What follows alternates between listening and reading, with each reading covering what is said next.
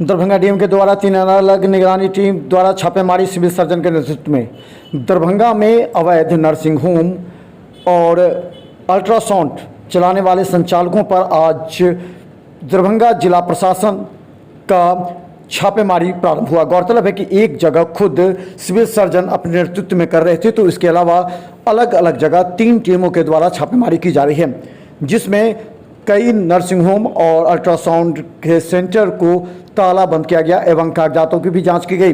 कई सेंटर तो ताला बंद कर भाग खड़े हुए।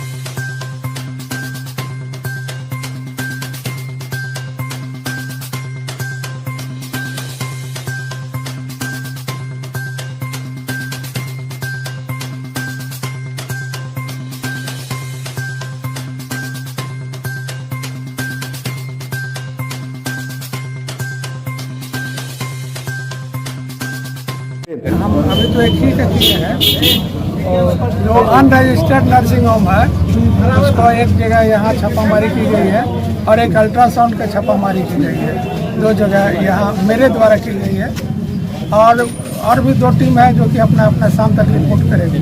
क्या टीम का गठन किया गया? 3 टीम का गठन।